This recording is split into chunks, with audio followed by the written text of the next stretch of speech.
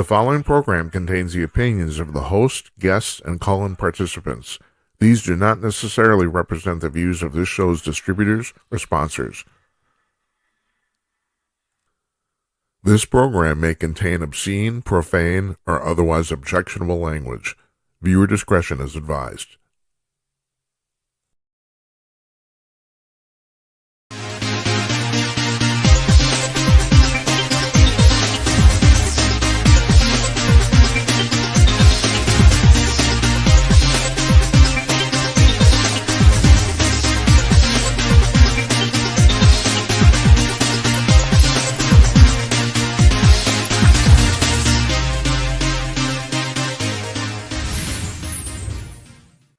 Yes, hello. It's the creepy old guy from Minneapolis coming to you cordless. It's Thursday night, March 13th, 2025. It's 9 p.m.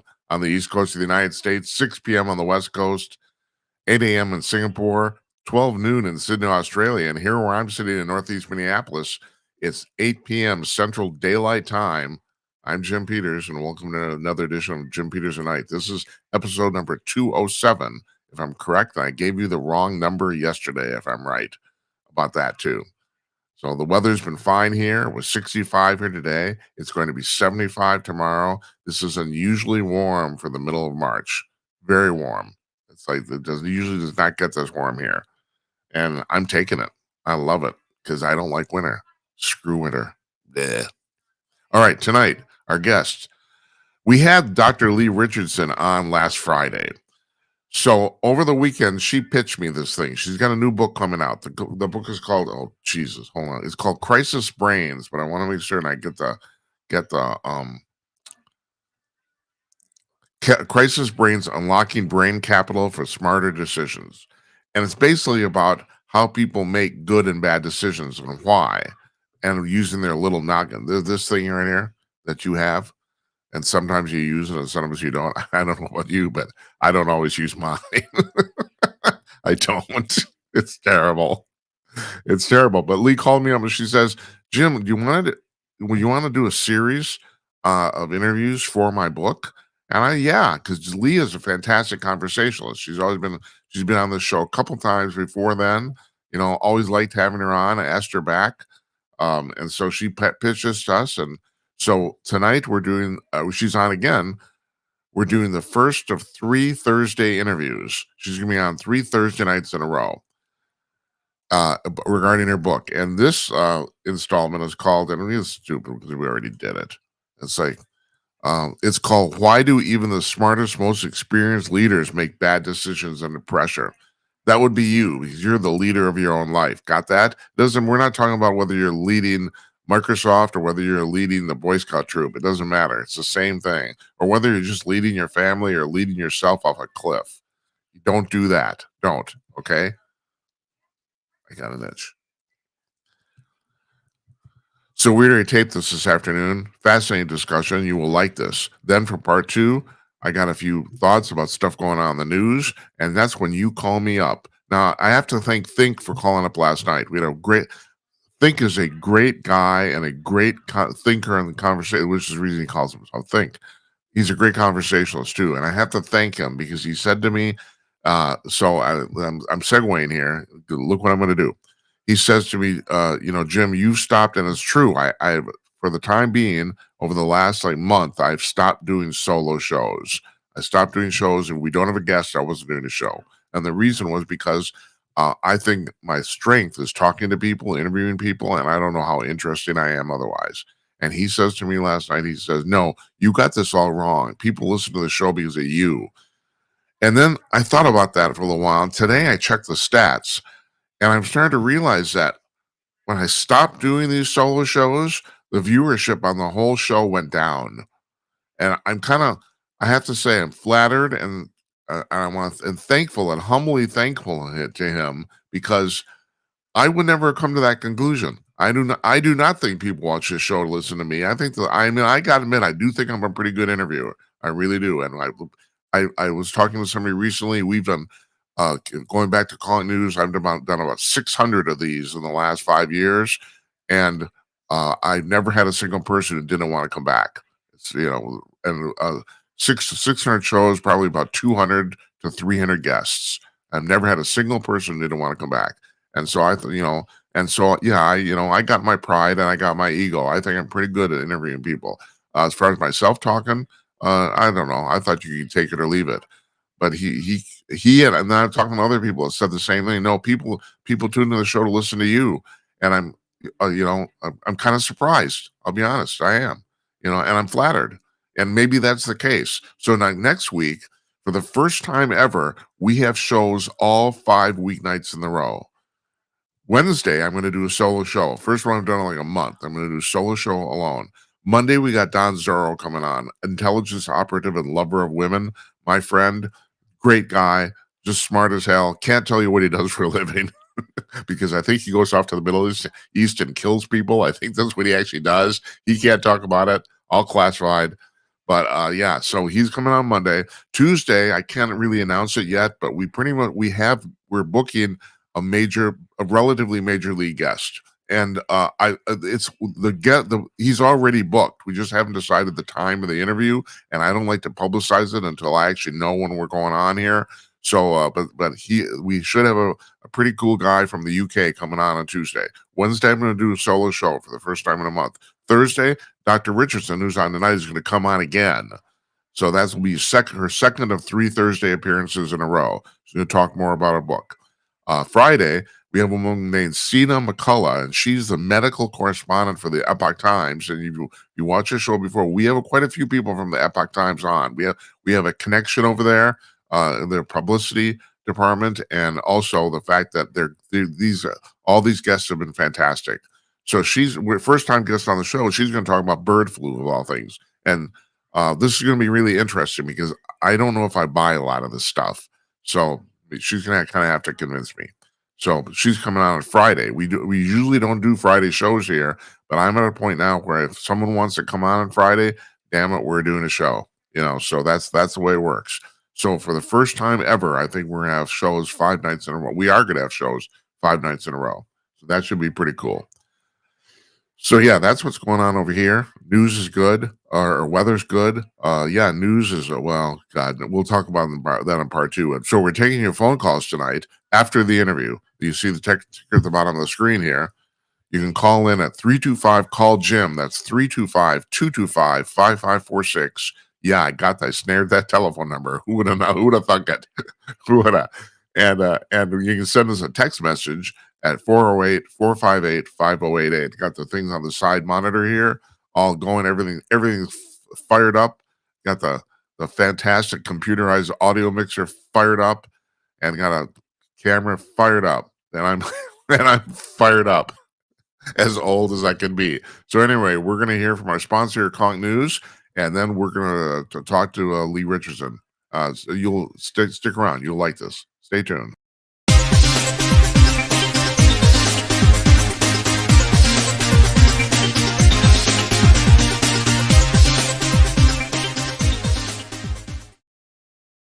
Hi, all. I want to talk to you about Conk News. You've probably heard me talk about this before, but if you're a news junkie, you should try this out. Conk News is a news aggregator. Now, there are plenty of news aggregators on the web, but Conk News is different than all the rest, and here's how. Most other news aggregators will lump the top stories from each news source under that news source. The top 10 stories, like, for example, from Fox News, Breitbart, the New York Post, etc. What Conk News does is it sends its servers out onto the web to over 75 different news sources every 3 hours. And yes, this is an automated process, but in this case, that's actually a good thing. And collects the latest stories from said 75 sources and then lays them out on its own front page in the order they were posted, regardless of the source. So you see the latest stories at the top of the front page, regardless of where they're from. And this is all free to you. You don't need to log in. You don't need to subscribe, register, nothing. It's completely free. All you have to do is go to conk.com to check it out. That's conk.com, CONK.com, conk.com, Conk News.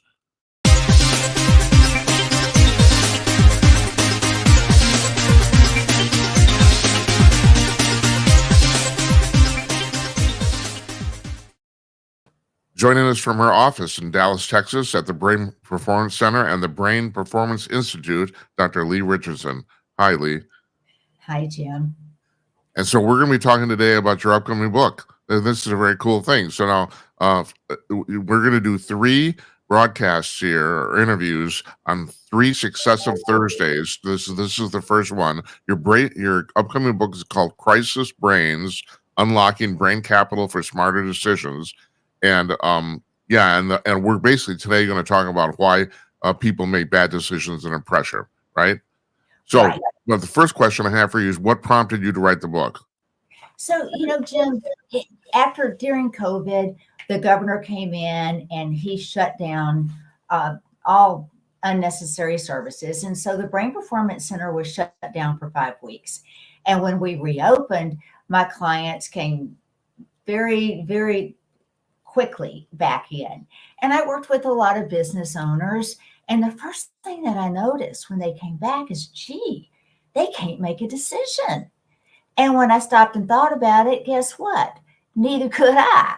Yeah. And I realized what the uncertainty, the complexity of the situation, and the ambiguity, what it did to our decision making process. And I had just completed my PhD, or I was at the stage where I had to write my dissertation. And I thought, wow, what a great study to stop and to look at the lived experience of organizational leaders in the decision making process in a crisis. And I had such unusual participants that, you can't go. I thought, oh, I'll just go out and invite the people I want. And it doesn't work like that. You can post it and whoever responds. But the diversity, I had a 5-star general in the Army, and it was a female. That just was such a delight. And I had an NFL football player, former NFL player, and some business executives and some Marines. And that gave me such a perspective on what it takes to make decisions. And being able to see that, there is a process, no matter what their role was. The process moved differently. And one of my it's so interesting because one of my favorite stories comes from my NFL football player. And he was a former player. He's a business executive now. But he's like, he really believed the most important thing to decision making was being able to pivot. And he said, think about it, Leigh, as a player. Your goal is you've got to navigate winning the game. You've got to think about upholding the team's reputation. And you've got to satisfy those sponsors. And you've got to meet the fans' expectations. He said, particularly in a worldwide championship game, the pressure just intensifies. And, there's the competition on the field is top notch. And you've got millions of viewers out there watching you. And you're thinking about, the fans are they're anticipating the win. And your teammates they have their hopes up for the win. And that the sponsors, their interest level is very high. And to be able to be the quarterback, to stand on the field, to assess the situation rapidly, to anticipate the outcome, to make split-second decisions. Because on the sideline, you've got your coach, and in the stands, you've got the fans, and on the field, you've got your teammates. Who's it going to throw it to? Where's it going to go? So, that really does require a mental readiness to be able to accept and be adaptable and agile and pivot when you need to. And that story changed my whole perception of decision making. Leigh, I'm kind of getting ahead of myself here, but that just prompted this question. What is it about people? Why can't people keep the noise out? Because you're right. You have a very high pressure situation here. And I know I'm getting ahead of ourselves, but still, you just alluded to it. So that's the reason I'm getting to this. You got people watching the stands, millions of people on TV. You got another team, all that sort of stuff. And it's the same in pretty much any high leadership position. Why do people have such a hard time keeping all the noise out? Well, it's because what's going on in their brain, Jim. Our brain is, it's the way our brain is wired. And anytime your brain encounters a change, there's a complex neurological response going on. And it's different parts of the brains, and it's the neurotransmitters, and it's the survival mechanisms. And the challenge of adapting to change, being able to pivot, as my NFL guy says, it's rooted in our evolutionary wiring and the way that our brain processes uncertainty. Different parts of the brain. So how does a leader, or actually anybody, let's just say, even the dear viewer watching this right now, how does it differ in an actual crisis? Is it just more pressure, or what is it? Is there's a switch turn that changes the whole thing? How does it work? Well, for some people, just a change in what question you asked me, or what I'm being told to do something next, and a change in that. I wasn't expecting that. And the brain seeks predictability. We've got the amygdala, and that deals with fear. And anytime we're faced with uncertainty, that represents a threat. So the amygdala kicks in. Oh, I don't know what to do. I don't know what to do. And because it's looking for that predictability, it's looking for a clear prediction of success. So, And it's Leigh, what is the amygdala? What is it? Is it a gland, or what is it? No, it's a part of the brain. It's down in the limbic system of the brain. And it's the part that really does control our fear. It controls, it's in the prefrontal cortex. And there's a lot going on there. But it really it controls our rational thinking. And anytime you throw change into the mixture, hurry up, Jim, make a decision. I need to know right now what to do. Well, you just created an amygdala hijack, and your rational thinking just kind of went right out the window. And the amygdala is the brain's emotional center. I'm not trying to be funny here, but is there any control for irrational thinking? Is there? I don't know. Well, you're the doctor, man. Well, we like to think so. And we like to think that, if we can, and I think there is, if you can go through the stages of decision making, and who has the time to do this? But if you can stop and identify the problem and look at the opportunities and look at the barriers. Okay, what's standing in my way? And then identify what are the variables in the decision-making process? What are possible alternatives? Then you take the time to evaluate each one of those and select the optimal one. Yeah, you got a lot of rational thinking going on. But who has the time in today's world to do that? But isn't that the problem? I mean, you used the football analogy. I played football. I know how this works. The quarterback has about a half a second to decide who he's going to pass the ball to. Now, that's a high pressure situation. But most people, there's like large life or business decisions, actually don't have to make it in like 5 minutes. They can put it off till tomorrow. And this is the thing kind of pisses me off. Why don't people do that? If you can take the time, why don't you take the time? Well, and I picked that example of a football player for a couple of reasons. And one is because it's immediate. But, if you look at another participant was a city fire chief, and that's pretty immediate too, because they get calls that come in from a dispatch, or they come in from 911. And as soon as they come in, the resources are dispatched. Sometimes they have minimal information. Sometimes they have incorrect information. And to stay ahead of the situation, and to be able to react properly, they base it on what they saw with their own eyes. And each one will do what he called a size up. And everybody What was that? They will do what? I didn't catch that. A size up. Oh, yeah. Okay. They'll look around and they'll see what's going on around them. And they have a different role, and they need to understand their role when they get there. So they'll do a size up. And that's another example that's really an example of situational awareness and being able to analyze what's going on around you in the situation. And you've got to have your antennas out and being paying attention and picking up.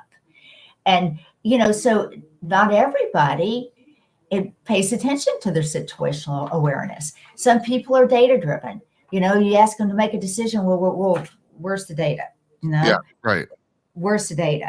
And some people aren't. So I think when we think about rational thinking, the flip side of that is emotions. And we all know emotions influence the way we make decisions. It influences, will I take a risk or will I not? And anticipation, some people get hung up in the anticipation. They don't even get there. I mean, it's going to happen. It's going to happen. Is that a convoluted version of the fear response? Absolutely. Uh-huh.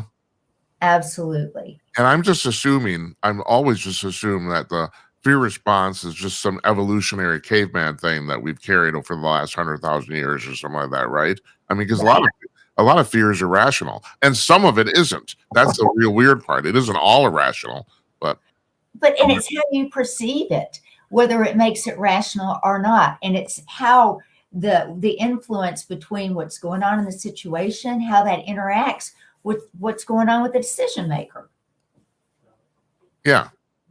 All right. So can you explain cognitive bias to me? I keep hearing this term thrown around in the press all the time. And sometimes I think, like a lot of things, people try to sum up in two sentences and it probably doesn't do it justice. What is that? Well, cognitive bias in some ways is the same thing as confirmation bias. Because when you talk with somebody and you're evaluating whether or not you're going to, say you're talking to a lawyer and you're evaluating whether or not you're going to hire him, or a therapist or a coach, you have in your mind what you're looking for, what you know is the right answer.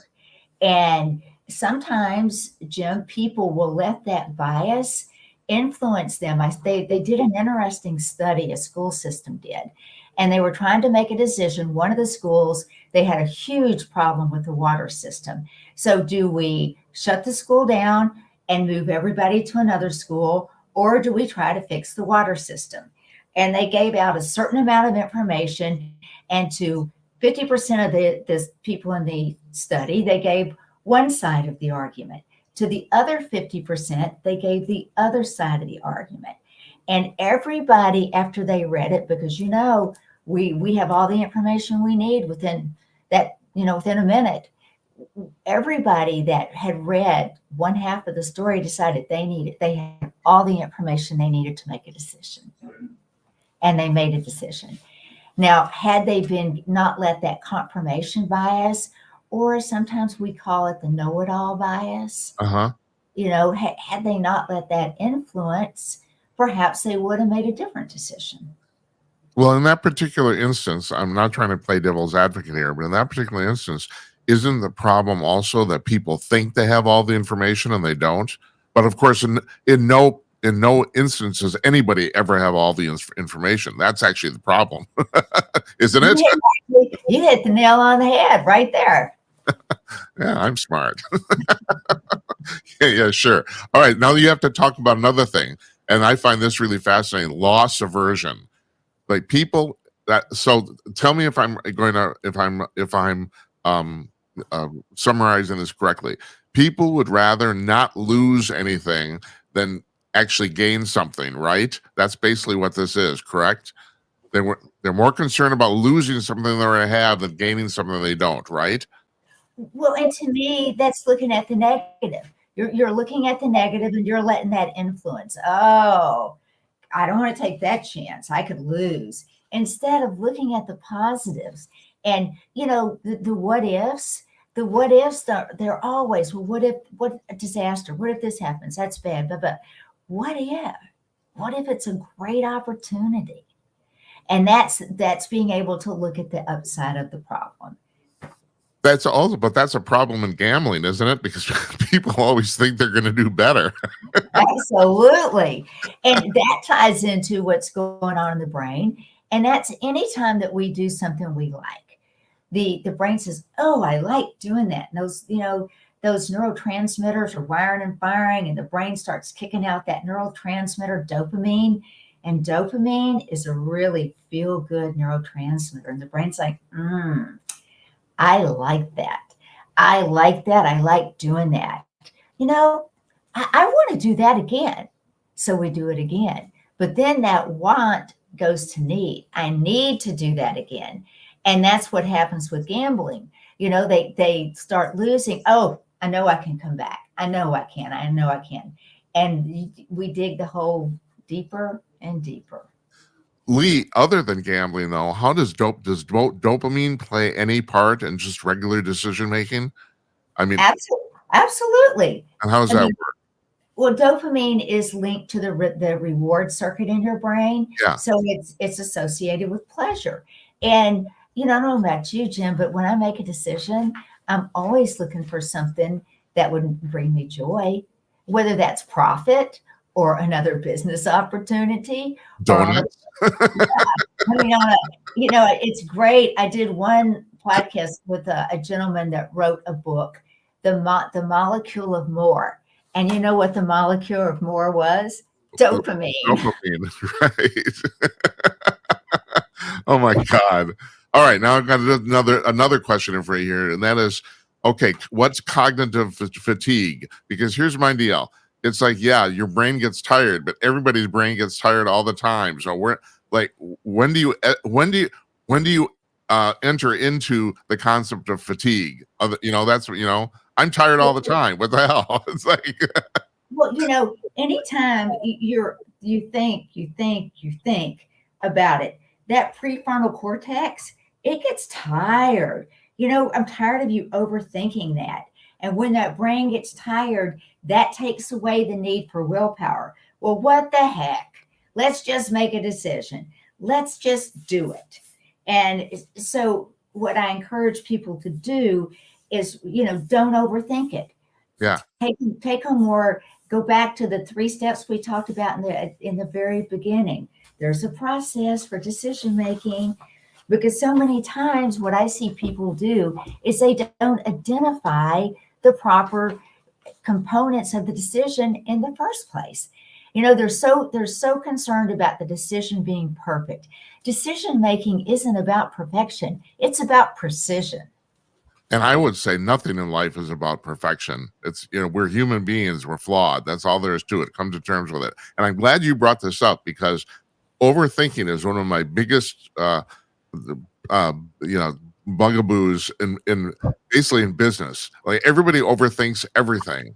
That's the way I look at it anyway. It's like, stop. Well, they do, because everybody's looking for perfection. Yeah. And you're not going to get it. So think about how you approach it. Look for real-time updates. Look for clear instructions, and look for a no blame culture, because I'll hear people say, well, if I make that decision, then they're going to blame me for this. And my response to that, there's no blame. There's really not. But sometimes we put that blame in our own head. Yeah. I'm getting off the track here a little bit, Leigh, but this is a big thing with me. I have a problem with the duality. I come from a classical music background. It's very, very exact. It takes an enormous amount of study, and the like athletics, the bar for competency is very high. And so the thing is, on the one hand, you're right. I want a no brain culture. I want to be part of one, and I want to create it. On the other hand, when people screw up, you kind of, especially repeatedly, you have to point it out. And I have a problem with the duopoly of this. It's like, how do you deal with that? Well, you're right. You do have to point it out, but it's how you point it out. It's not, hey, stupid. It's, can I share some suggestions with you? Uh-huh. Yeah, you see, you're right. I mean, and you just encapsulated the whole thing. You're right. It is how you deal with it, not necessarily that you don't. So now not everybody's who's watching this is a leader per se in a business or anything like that, but we all lead our lives. You got some examples here of something that happened historically that in the last few years that maybe that people can are both good and bad decision making? Well, absolutely. But I have to tell you, I think everybody is a leader. Everybody out there is a leader. And I think a mother or a father is definitely a leader. And I can't think of a decision that has more emotional components to it than decisions you make for your families. And anytime I see on social media, mother of seven, I'm immediately, oh, Hail Mary, you That's right. deserve it. How do you, I mean, I had a hard time raising twins, Yeah, mother, right. mother of seven, Hey, but may I ask you, are you twins identical? no, they were Okay. fraternal. All right. Yeah, they were fraternal. But when you think about good leadership, a lot of times you can't even say what made that, Lee, why did you think that was such good leadership? Because it aligned with my values is usually a component of it. But whether or not you say that or not, you don't. I mean, when I think historically, one of the, mm, I started my practice in 2009, a Uh-huh. cash business. Do you remember what happened in 2008? Yeah, of course I do. Yeah. Well, Financial crisis. Yeah. absolutely. And, at the time, I wasn't experiencing it was all caused by the house shortage and the sales. And, you know, too many executives ignored the warning signs and they continued with frisky lending practices. And and you talk about dopamine, the lure of those financial gains of what could be made overrode the rational thinking of looking at the risk assessment. So it really did lead to a market, collapse. Yeah. And because I wasn't personally impacted on it until I had been 3 months into my business and didn't know if I was going to be able to make payroll one month, did Right. I, how that could impact. That's a fun problem to have 4 months in, isn't it? Yeah, it's a real fun problem to have. But if you look around what's going on all around us this week in the news, and you're a news guy, you probably have more examples than me, but if you look about what's going on with the Northern Territory Police Commissioner, Michael Murphy. Yeah, wasn't aware of this until you sent it to me. I never heard of this before. So go ahead, explain it. Well, I'm always, scrolling, looking when I open up email, but he had been in the service for many, many years. And he's been asked to resign because he didn't make a good decision. There was a conflict of interest because he appointed his very close friend to an executive position. Now, he had done some wonderful work with the youth and setting up a youth curfew. But it breaks my heart because you know what people are going to remember? Yeah, His right. his bad decision making. I Right. mean, he did some good things. He even made an apology for, for the way some police handled some situations. And he recognized that some injustices had been done. But the sad thing is he's going to be remembered for the bad decision that he made. Yeah, now this really fascinates me because you got a guy here, and there's several other examples, and one of my favorite ones is the show Breaking Bad, where you had the guy Walter White, and the reason I love this show is because it was as a serial. It was 5 years of him going from wanting to do the right thing to help his family because he was dying to becoming unbelievably evil. Just a slow slide, very slow slide into evil. And here you got a guy who, by all reports, was pretty upstanding, and then he did this really stupid thing. I don't, from what I gather, he was not under any any time pressure to do it. So why do people do this? Why do you all of a sudden, after a series of success, make a really, really boneheaded decision? Why does that happen? Well, do you remember those 3 stages of decision making that we've mentioned a couple of times? Identifying the right issue. They don't take the time. It's the world that we live in. We think that we have to respond instantaneously. Yeah. And many times we don't. And we'll let Most our of emotions. I would say most of the time we don't. Most of the time pressure is really artificially created. Most of it is not real. I think anyway. I agree. And we let our emotions override our logical thinking. And that individual could have been a really good fit for the role. But and had perhaps, let's just explore that, the proper amount of time and research been put into that decision and that information shared in educating the public, perhaps that decision would have been, it would have been welcome. Yeah. Because if they had thought, well, wow, he didn't just make that decision because he was my friend. Wow, he looked at the relevant information and he explained the background and why this person was capable and why he was a good fit. Then they would think, you know what? He took the right action. But that didn't happen. And did you say he didn't even apologize, or he wouldn't even apologize for it? Is that right? Well, no, he hasn't made an apology, and he's been asked to step down, and he has not, Uh-huh. because he was given an option to you can step down or you'll be terminated. Now, And he in public leadership positions, this gets really complicated because you got a couple things going on here. First of all, you got the thing of optics, and like you said, you can address that if you take the time to do it. I mean, it's very true. Like you said, if he explained to the public that this guy was actually, even though he is my friend, he's actually the right choice, it would take some time and some explanation, but you'd completely like negate all this stuff. And then the other thing is, what is the other thing, Leigh? What's wrong with my brain? well, one thing that comes to my mind, and I was probably getting ahead of you, Jim, is there was a book and it written back in 2011, Daniel Kahneman's, and it was Thinking Fast and Slow. Yeah, right. Great book. Yeah.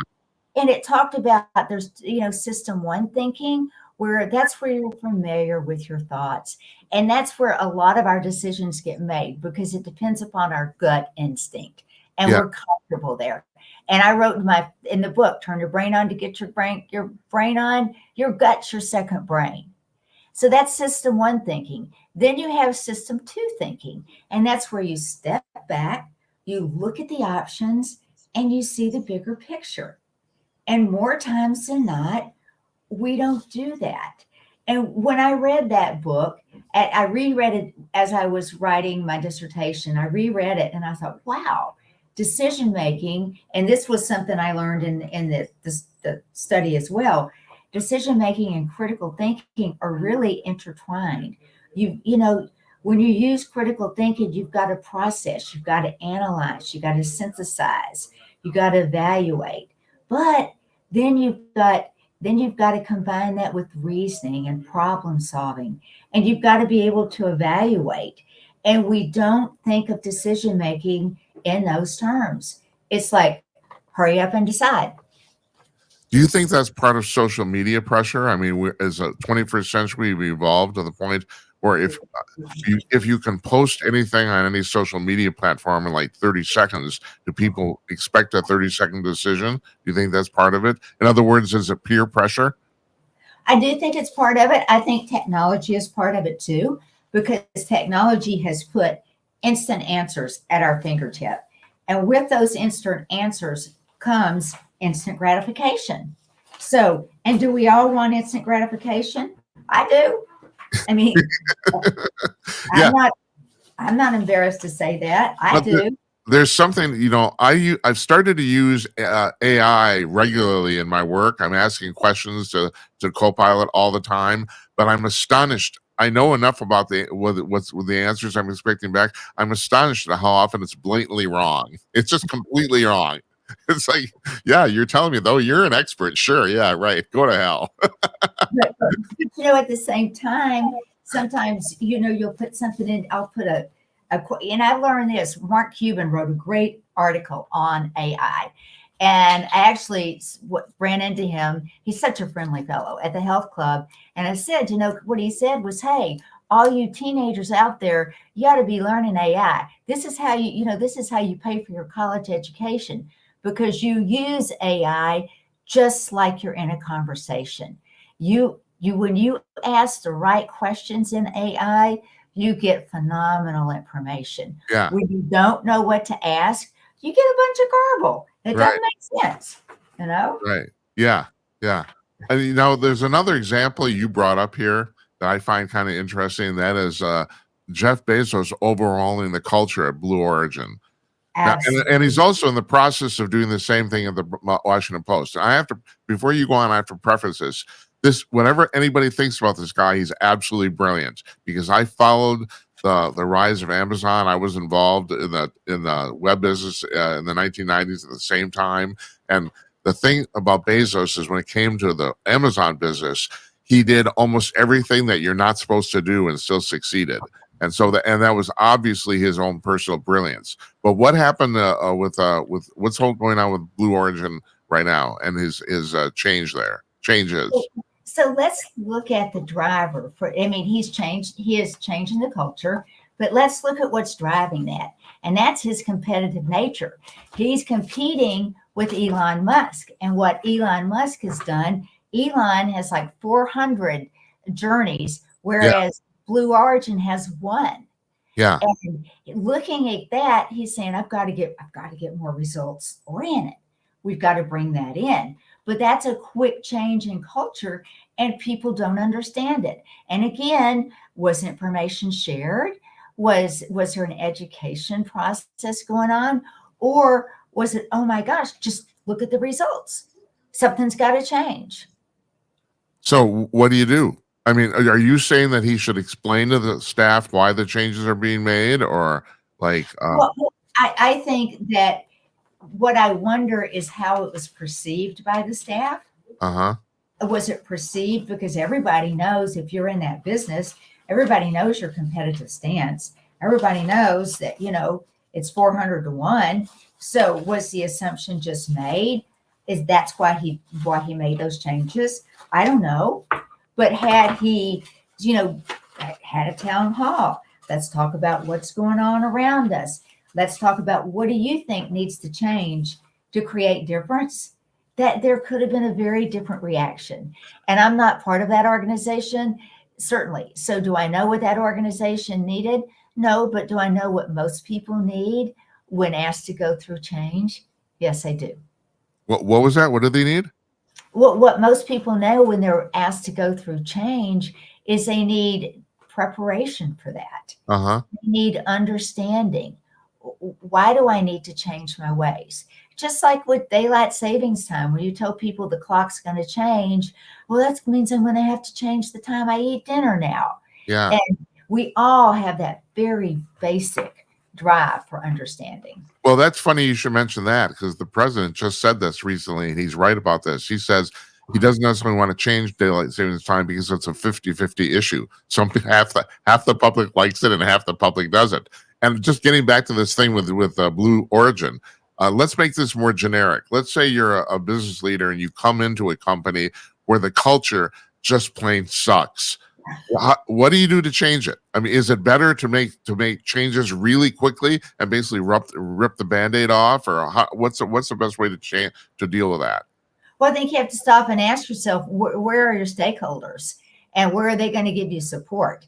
Because if you're going, I mean, and I can make a case, of course, it depends on what's going on in the environment, but sometimes ripping the Band-Aid off can be the most productive, but not if you don't have stakeholder support, not if you don't have understanding in the industry, not if talent is being able to maintain talent is becoming a huge issue, particularly when all these companies are coming back and saying, you're going back in the office 5 days a week. Yeah. I think they're going to see a huge pushback on that. Yeah. Because many people believe they can do their job just as effectively from home as not.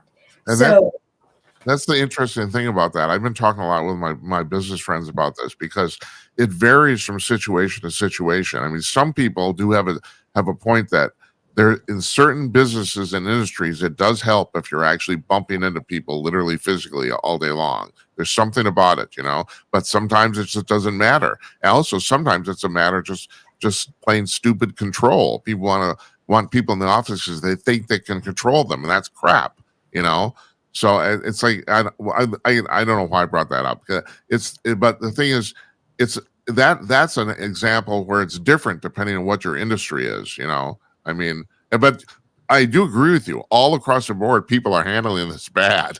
Well, They're, they are, and Microsoft has been known for what a great culture they have, yeah, and now they're moving towards a performance-driven culture, and they're shifting towards looking at their employees in their future role and how their contribution will play out in the future, not just on past performance, which is traditional. And that's going to influence compensation.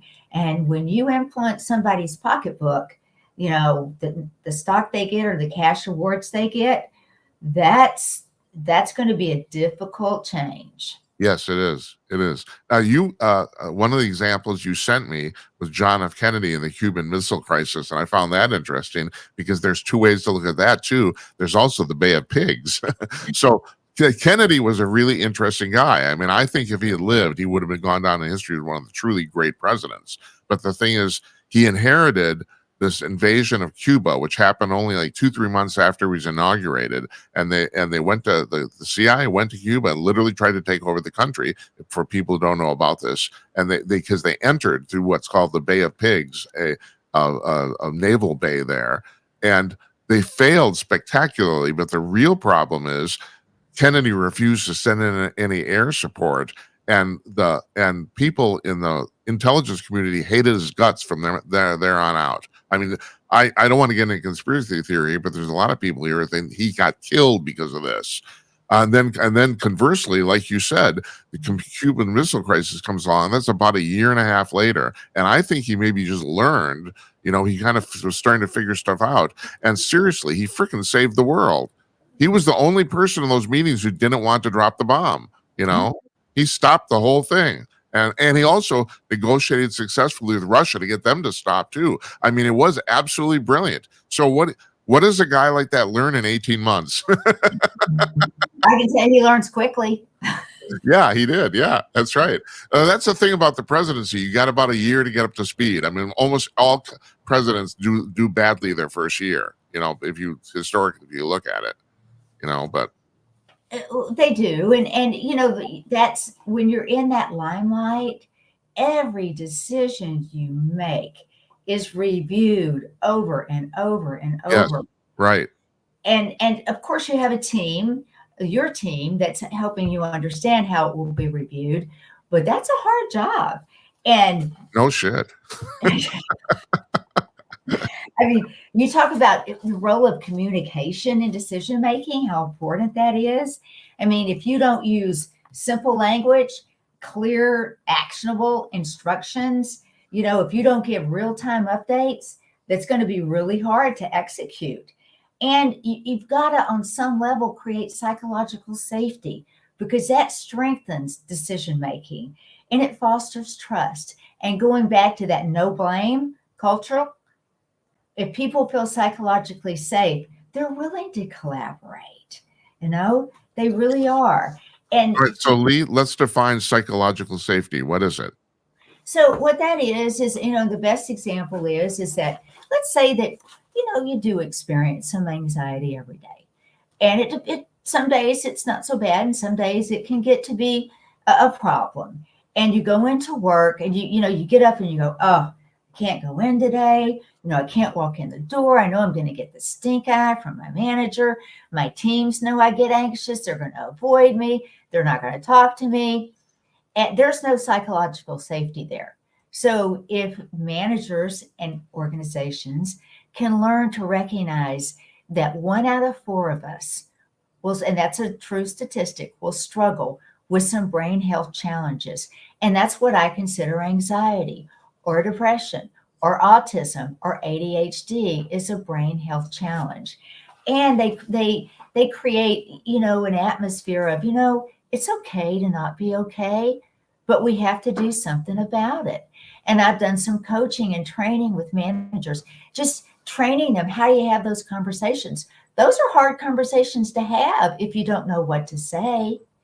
And if a manager can learn to just go up, Jim, it can be so simple as walk up to somebody and say, you know what, if there's one thing I can do today to make your day a little bit better, would you please tell me?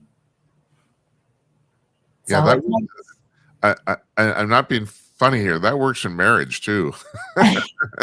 Oh, it works a charm in marriage. That's right. That's right. But in this particular case or the instances you're citing, what is the difference between like psychological and situational health versus biochemical and physical health? I mean, first of all, you're a doctor, so I don't know. I don't know if I could tell the difference. How do you know? Well, if you're in physical, if your physical safety is in danger, if you're in, go back to 9/11, if you're on the top floor of that building and it's on fire, that's a totally that your body is in alarm. You can smell the fire, you can hear the fire trucks, you can see the blazes. I mean, that's you're immersed in that situation. Yeah. And if you're in your own dealing with your own anxiety or depression or combination of, it's all up here. Now, your brain does kick off your body and it kicks off that autonomic nervous system and you start riding the roller coaster, fight, flight, freeze, fight, flight, freeze. But the consequences are different. And, when you're in physical danger and when it's absolutely the consequences are 100 times more severe, then you're going to react differently. So to sum this all up, what do you think is the biggest takeaways that our dear viewers should come here when it comes to actually decision making? Well, I think that the takeaway is that good decision making is, great leaders don't just make decisions. They think strategically, they adapt swiftly, and they lead with confidence, even in uncertainty. They have cognitive resilience, they have emotional resilience, and they have social resilience. Because you know as well as I do, Jim, anytime everything is going your way, life is grand, you can roll with the punches, you can make a good decision, but then you hit that bump in the road. Oh, I don't know what to do. And you don't have that resilience. And it goes back to something I think I said earlier. Decision making isn't about perfection, it's about precision, using information, using clear instructions, communicating, teamwork. And you look at everyday life. The world we live in is so diverse. And today's world, it's so interconnected. Look at the number of blended families that are out there. Yeah, right. I mean, and if you look in the professional and organizations, the broad spectrum, the diversity, everybody's got different interests and different abilities, and there's 5 different age generations involved. It's a dynamic and diverse environment, and we have to be respectful and we have to make good decisions. We've got to use our one single greatest asset, and that's our brain Our power, brains, Lee. our brains. All right, Lee, tell me if I'm wrong here, though. If I could do one single thing regarding business, it would be eliminate perfectionism. I can't stand it, and it's completely pointless. When people say they're perfectionists, at this point, I run. It's like it's like, especially, I mean, like I said, I have my background's in classical music, and there's a lot of people in classical music who are attempting perfection. Well, no one wants to hear perfection because if you actually get it, it's inhuman. That it is. So that's my thing. So I don't know. Well, I think if you start there, Jim, I think you've got the world is at your feet.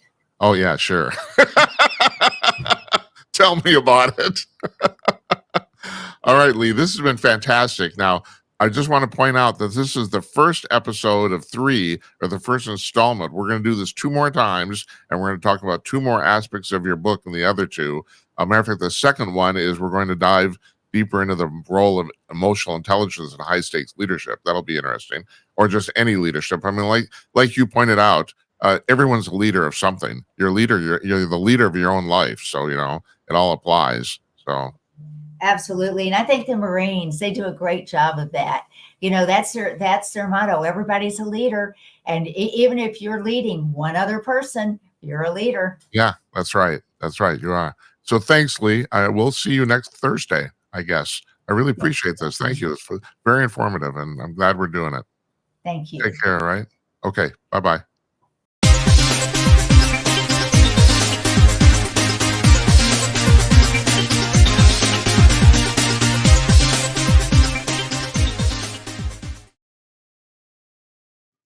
Hi, all. Jim Peters again for Conk News. Let me tell you one of the greatest things about Conk News. It's free. It's completely and totally free. You don't need to register. You don't need to log in, subscribe, none of that stuff. Sure, they run a few ads on the front page, but if you're an old fogey like me, Your caller. you might actually appreciate this because when you check out Conk News at conk.com, you'll probably notice that it's the closest thing to an old-fashioned hard copy newspaper that you'll find online.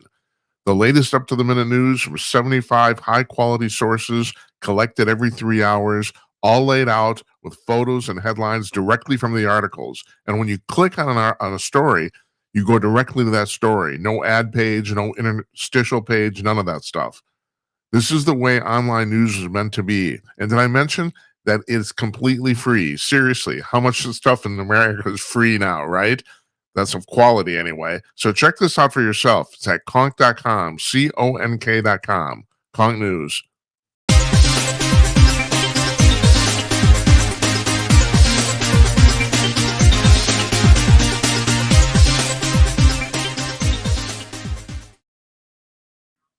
Our thanks to Leigh Richardson for joining us, talking about leadership and brains. Like the Scarecrow said, I sure wish I had one. All right, it's open. It's open phones now. Now you can call up about what Leigh was talking about. You can call up about what's going on in your own life. Like she was saying, you're the leader of your own life. You can call about the news. Don't about if you have shadow people in your bedroom, and we're actually going to talk about that in a few minutes. Yeah, anything you want. 325 call Jim 325-225-5546, or you can send me a text message over here. I got this. I'm not going to pan the camera. That's at 408-458-5088. And in the meantime, I want to talk about some news because this is kind of in my craw. A bunch of protesters stormed into the lobby of Trump Tower today. They want this guy named, and I can't pronounce his last name, Mahmoud something something.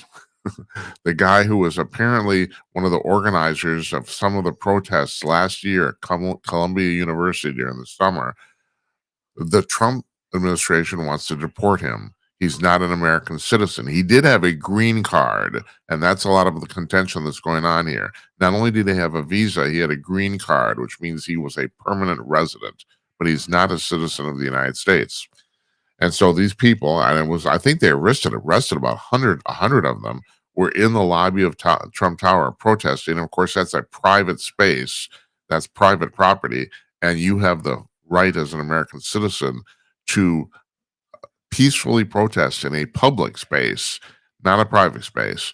So they were all hauled off to jail. And in meantime, I don't know how many Tesla dealerships there are in the United States. I'm guessing around 100, maybe 200. But they are systematically being bombed across the country. I don't know how many have been. I mean, my guess looks from what I can tell is probably about a dozen to 10 to 20 of them have had problems with this, because these people are protesting Elon Musk's involvement with the federal government. Like that's going to help.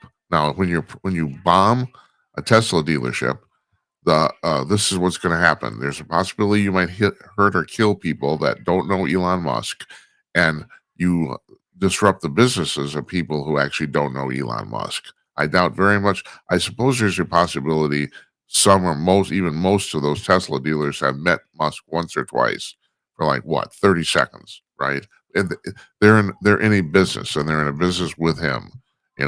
Okay, so that's fine. Well, no, it isn't. It isn't fine. That's my point here.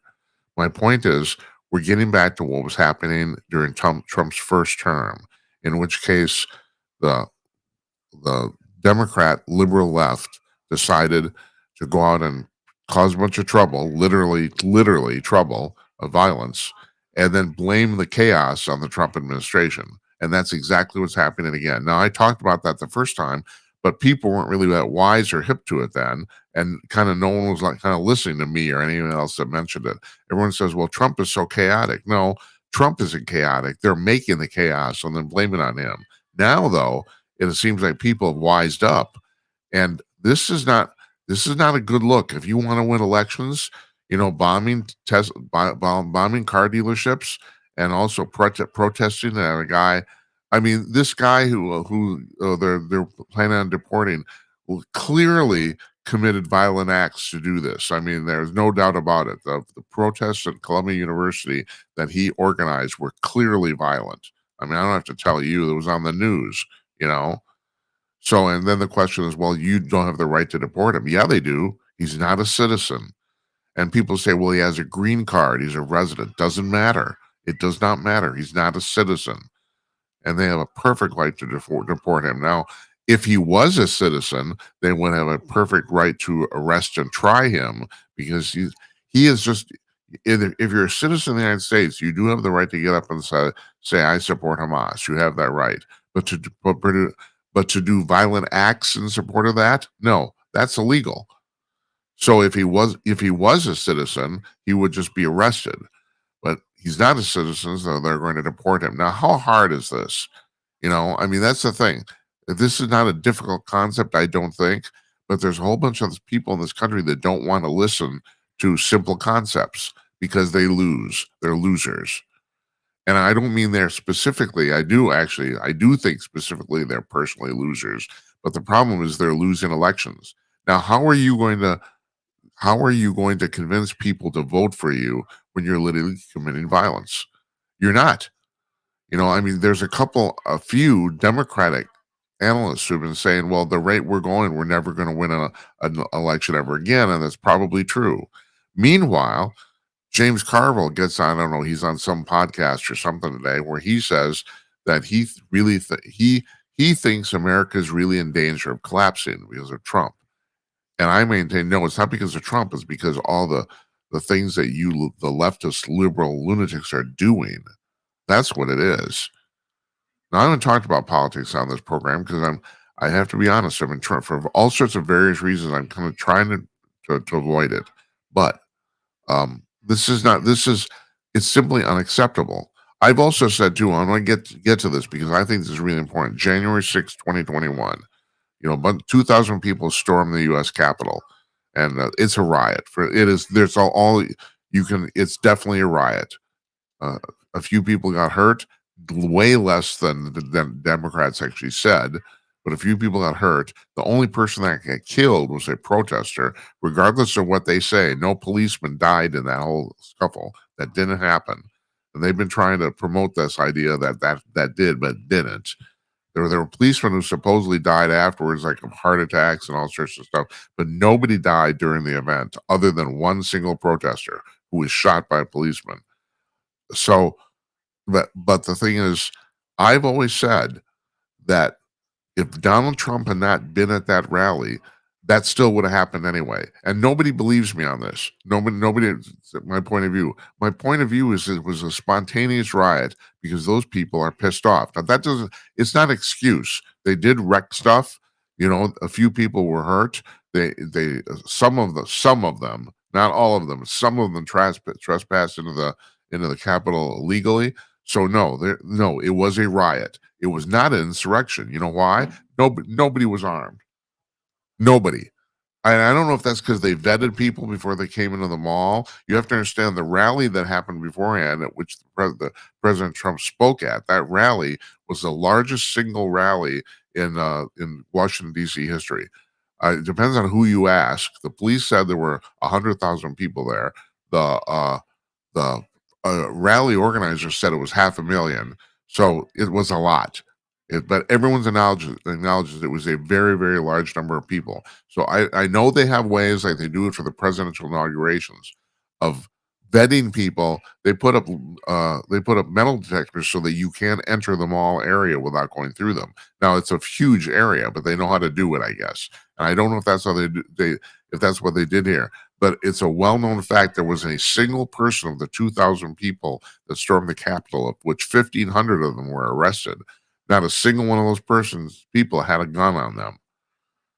You can't take over government if you're unarmed, and that is, of course, of the stupidity of mob psychology too. That's what happened here. A bunch of people got pissed off and they went off without thinking. So what are they going to do once they get in there? Well, they don't know. They're going to sit on people's desks and stuff. They basically act like morons, and they did.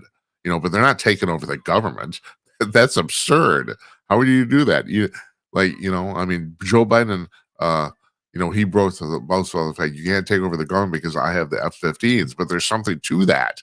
There really is. You're not going to take over the Senate, let alone the whole government, if you don't have any guns. Duh. So I brought that up because that's what happened is people don't understand. You had a bunch of people who were pissed off about what happened during the summer of 2020 when 20 cities there were riots in 20 cities. At least 20 people got killed, $2 billion of damage, and basically no one was ever held accountable. And so you have people that are mad. They're just plain pissed off. So that's pretty much what's happening here again. It's the same playbook. It's the same thing. It's that people are now wise to the play, and the Democrats are not doing themselves any good at all. And the terrible thing is, I'm a former liberal. I feel very strongly that the country needs two strong parties to yin and yang against each other. That's the idea of democracy. That is. And right now, the Democrats, they're not even in limbo. They're in complete disarray. I mean, at the rate this is going now, it's really true. I said this even before the election was decided. I think the Republicans will be in power for like a generation. I think it's going to be at least 25 years. I think the Republicans are going to have the same run the Democrats had roughly between 1940 and 1990. This or 1985, when Newt Gingrich finally became House Speaker. That was the first Republican majority in the House in I think 40 years, if I'm right. And I think the same thing's going to happen again. It's how it's going to be reversed. So, at any rate, I don't understand the stupidity of these people. I don't understand what they're thinking, and they're rudderless, and they have no leader, and they need a lead. And that's the other thing too. I've been complaining about this for 4 years. The Democratic Party has basically been taken over by the extreme leftists of the 20% of the people in the party. And some adult in this room has to stand up and say that's enough. And I'm not talking about Republicans. I'm talking about the Democrats do. Somebody needs to take control of the situation. But so far, nobody's either willing or able to do it. So I don't know. My 2 bits, you know.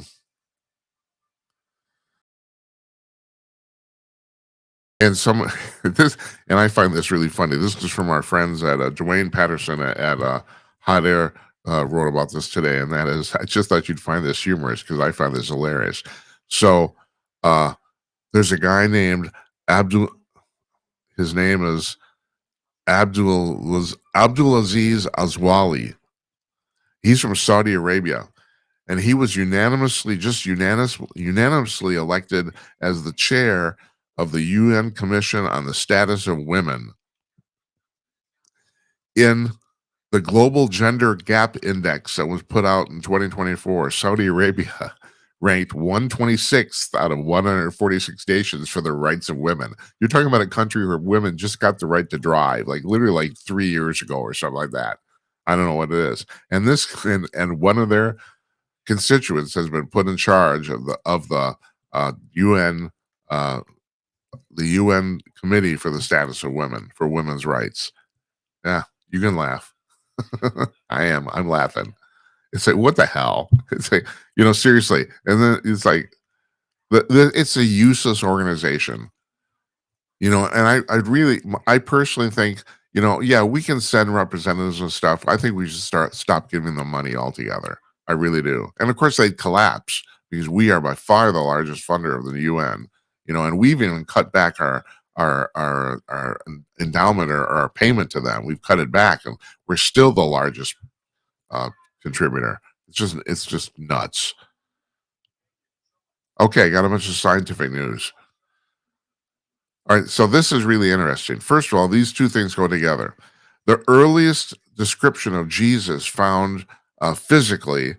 Like it's on the floor, the mosaic on a floor in a building that has been unearthed by archaeologists. I think it's in Rome. I think. I mean, hold on a second. Let me check.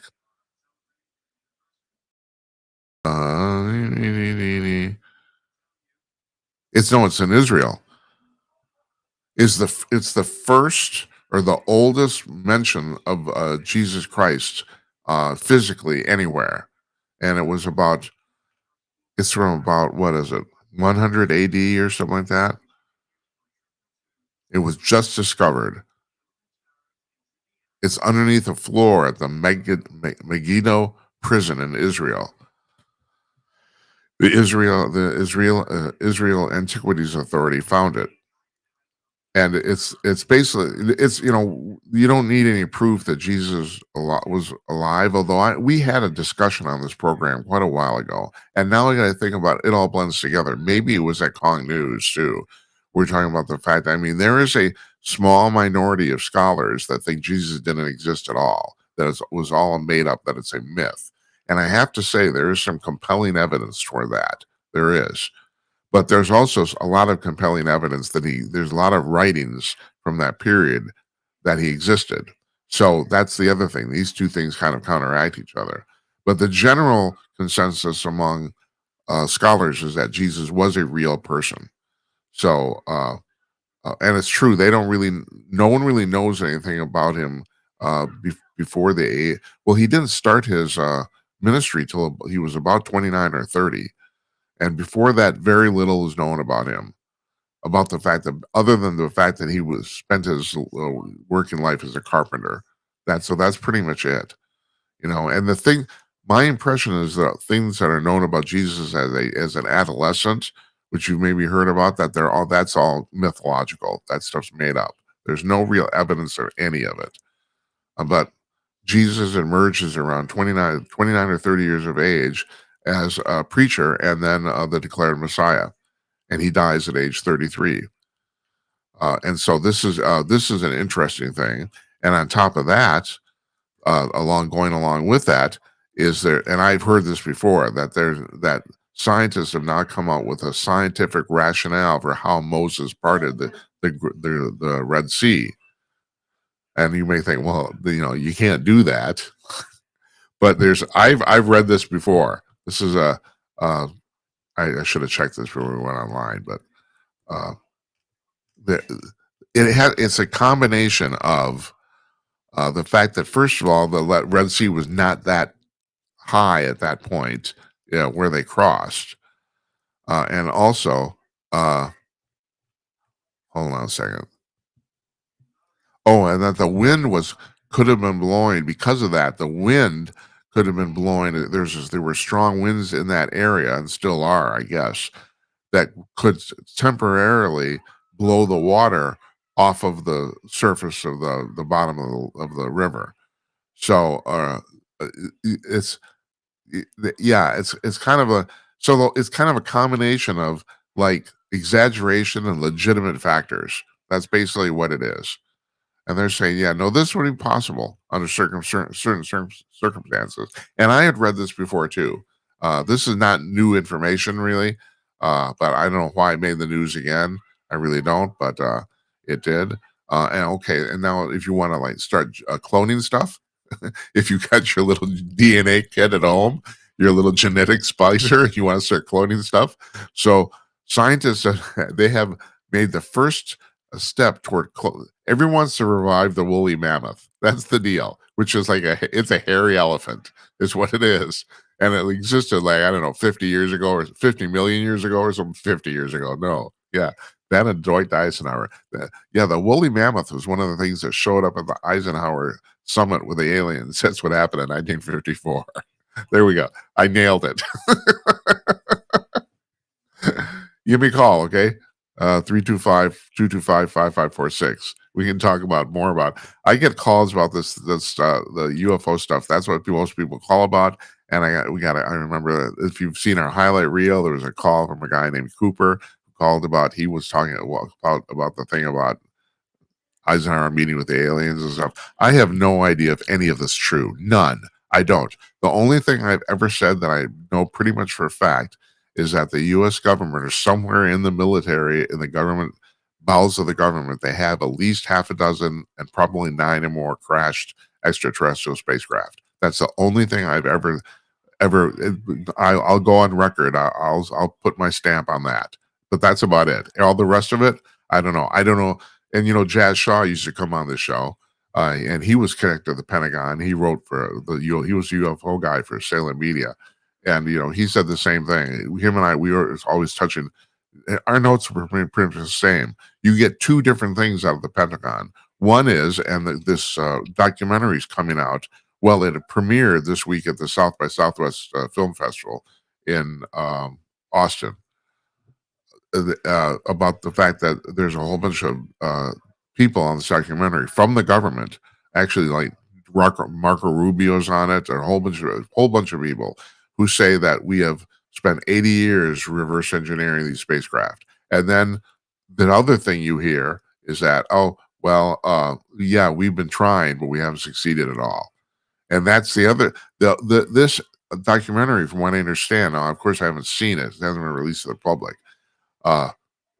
It basically kind of alludes to that, because the thing is, the people in the documentary say there's been basically an arms race between Russia, China, and the United States to see who can figure this out first. But the implication is none of the 3 parties have yet. And what I understand is that there's a lot of people in the Pentagon that said, no, we've been trying and trying, and we can't figure out how it runs. We can't figure out how this stuff works. So, and then the other thing, now I have to tell you, I'm just going to give you a heads up here. I'm in the process of narrating a UFO documentary. And so I've been talking about this stuff a lot lately with filmmakers and stuff like that, the directors and producers. And everyone assumes we're dealing with one single, otherworldly intelligence, right? No, there are a whole bunch of them. And that's the thing. And they all have different spacecrafts, and who knows, they're probably offline, either slightly or marketing different levels, methods. So then it's like comes out, how do you figure this stuff out? Now, from what I've heard, and once again, this is like, I want to qualify this. I've heard that we have figured out how to fly these spacecraft. Theirs. We haven't figured out how to replicate them. We have not figured out how to reverse engineer and rebuild them. We haven't figured that out, but we have figured out how to fly them, supposedly. So, and several people, Bob Lazar one, but there's other people who are like in this documentary said it's some of these spacecraft have crashed, but some of them are intact. And the implication there is that we were given these spacecraft. So I don't know. I have no idea. Seriously. It's like I can go on. There's 2 sides to all this. But do we have them? Yeah, we have them. And of course, the thing is that we have them. If we have extraterrestrial spacecraft, that means there's extraterrestrials. And everyone says that this movie that's going to come out is going to basically be the smoking gun that proves that. I don't know if that's true. The reviews I've read have been mixed. Some people said, yeah, it does. Some people said, no, they haven't proven anything. It's just a bunch of talking heads. And then there's the other thing too. Okay, I'm totally getting off of the tangent here, and that's fine, because that's what I do. In the process of narrating this documentary I'm working on. So we oh God. All right, what was I going to say? Well, I was talking about the fact before that we were going on the assumption that there's more than one civilization. But we are going also oh Jesus, Jim. I need to take some vitamins or something. What the hell? What was I going to say? It's like, it's terrible. This is really terrible. This is getting really bad. I think I need some B vitamins or something like that. Anyway, now I can't remember. I can't remember what I was talking about. I can't. About what's come out and talking to working on this documentary about. So at any rate, but yeah, it's a yeah, they're gonna. Well, oh yeah, no, now I remember. Okay, about the fact that one of the premises of this documentary is that no proof is enough. That's what it is. I'm sorry. It took me like 30 seconds to get there. It shouldn't have. It should have been there like 2 seconds. But yeah, that's one of the premises here is that you could take a cell phone if some gray alien comes out of a spaceship and walks over to you and you take your cell phone and you shoot that scene of this gray alien walking toward you and you post that online, nobody will believe you, even if it's real, because we've gotten to the point now where it's super easy to fake this video very convincingly. So this Jake Barber guy gets on News Nation, and I've been using this as an example, but I think this is a really good one. And he's talking about the fact that it was his job as part of these UFO retrievals to actually, he's the helicopter pilot, to pick them up and haul them off to other places. So he said he never got within closer than 150 feet to one, because that was literally the length of the line from the cockpit of his helicopter down to the object. So he's hauling them around, and a video was provided on that show of him hauling. Oh, actually, I have to be careful here. I have to be precise. It's never been alleged that it was him driving that helicopter, but he said this is what he did. He did, in other words, he did that job. And it's never been said that he's driving the helicopter that's hauling this thing. It's a large egg-shaped object. It looks like it's about the size of a large SUV, and they're hauling it, and then they drop it on the ground. Okay, fine. Now, do I have to tell you, if you know anything about AI at all, how easy it would be to fake that? I mean, you had a 14-year-old kid living in some woman's basement in Denver, his mom's basement, and he could do it. I mean, at this point, it's getting ridiculously easy. So all video evidence now is null and void, because you wouldn't believe it if it's real. And I have no idea if that video is real or not. I don't. It looks real. So, it's like, there's a lot of things that look real, yeah, I was gonna say something really obscene, and I won't. I won't. But if you're in my mind, it's really funny. But this is where we've gotten. Whereas, and this is this is really weird, but in some ways, the photos taken in the 50s and 60s are much more reliable, because it was way, way harder to fake stuff then. And not only that, it's way easier to tell in an analog photo whether it's been faked or not. Like, there's a very famous two shots. They're called the McMillville photos from McMillville, California. A farmer couple took two shots of a flying saucer flying over their property. And the thing about those, and they're pretty innocuous looking photos. I mean, you can clearly see the flying saucer. Everyone says, well, they're faked or whatever, but because of it was analog, and because it's literally 1960, where it's almost impossible, other than a double exposure, to fake a photo unless you were a movie studio or the government. And I've actually said this before too. It sounds like I'm getting off track here, and I kind of am, but this is an important point. The picture of Lee Harvey Oswald holding up his Carcano rifle and the newspaper that was taken in his backyard, we know now that photo was faked. We definitively know that. That's a fake photo. And the reason is because, and everyone said, well, I've examined the photo, it looks fine. No, that's not the problem. There were two pictures taken, and if you examine the two pictures, his face on both of them is exactly precisely the same, even though it's cocked at a different angle, and the shadow of his nose should be different. The photos are exactly the same, and it's pretty obvious if you look at it. His face was grafted onto somebody else's body, and that's a weird thing. He was shown these pictures when he was taken into custody in Dallas, and he said, well, that's my face, but I never was in this photo. He said that. And of course, you say, well, he's a killer, he's going to lie. But the thing is, the evidence seemed to indicate that too.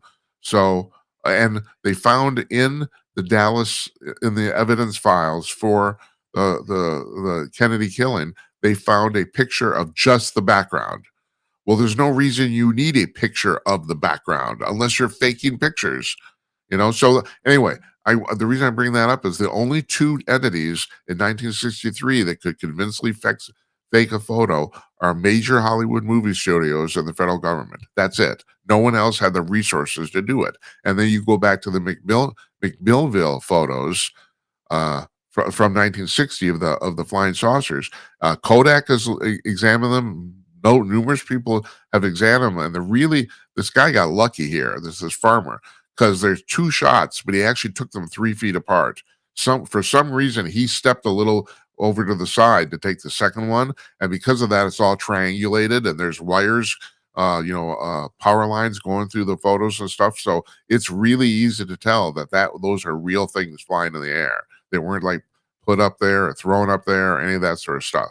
Those photos have been verified as real, but you can't do that anymore because AI can do such a convincing fake, or even just really CGI. Even before we had AI, it's like you can fool. Um, there's a very famous video in Florida of a UFO flying straight over the cameraman's head, and there's palm trees, and it was supposedly in Florida. And I kind of admit I'm pissed off because I was fooled by this. Now, I've seen a lot of video. I've been involved in video production for a long time, and I usually can spot fake video right away. And this thing, well, I got to admit, it's so clear. I had, for that reason alone, I had some doubts. But what I didn't catch is that all the palm trees in the scene are exactly the same. It was cut and paste, and I didn't catch it, and it pisses me off that I didn't catch it. Once somebody pointed that out to me, oh yeah, that's fake, you know. So yeah, I really got off on a tangent here, but we're talking about woolly. What everyone wants to recreate the woolly mammoth. That's how we started here. We went from woolly mammoths to UFO pictures. So a bunch of scientists, their first step is they've now created the woolly mouse. So they actually, of course, they have woolly mammoth DNA, and at some point it appears. I don't know when this is going to happen in the future, but at some point, everything's going to be revived. That's the way it looks right now. Dinosaurs, that whole Jurassic Park thing, that's going to be real. So you start with the woolly mammoth, which, like I said, is essentially a hairy elephant, and they have made little mice with huge clumps of hair on them. I should have got a picture. They have pictures of this, and it's actually kind of humorous. But this is their first step. They grafted the mammoth DNA into the mice, and what they ended up with is extremely hairy mice. That's what they ended up with, and so they got that working. So let's try something out. What is going to be next? A llama? I don't know. But yeah, they're going to revive all this stuff. We will have woolly mammoths. I don't know when. I can't tell you. I don't know. But at any rate, yeah. So I tell you what, we're going to end it because I'm in some gastric distress right now. Okay, all right. So we're done for the week. We don't do Fridays here, but we're going to do next Friday. We are, because we have a guest.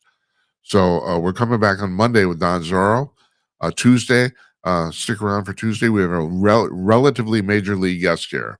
So, I mean, we've been pretty lucky. We have some people have been talking to us. Some of these people are pretty important, and I'm looking for. I don't want to name who this guy is because we haven't actually set the time for the interview, but he's already agreed to do it. So, I'm assuming this is going to be a right thing. Wednesday, I'm doing a solo show. We'll take your phone calls on Wednesday. Thursday, Leigh Richardson will be back for part 2 of our interview. Now, we did not shoot them all together. We're shooting this one next week too. So it's like we did not shoot them in a row. So I don't even know what we're going to talk about. We'll talk about something. I know she has an outline, about her book Crisis Brains. And Friday, Sina McCullough, the medical correspondent for the Epoch Times, will be joining us. We're going to talk about bird flu. And you should know about bird flu because I have a lot of questions here because I'm not certain a lot of this is legit. And in the press release she sent out, she addressed that. So I'm looking forward to this conversation. So at any rate, we're done for tonight. Thanks. We'll be back on Monday with Don Zero. I want to thank you folks for watching. Always really just a pleasure to attempt to entertain you anyway. Good night, Esperanza. Good night, Uncle Donnie. Good night to you, wherever you are. We'll see you on Monday. Take care, everybody.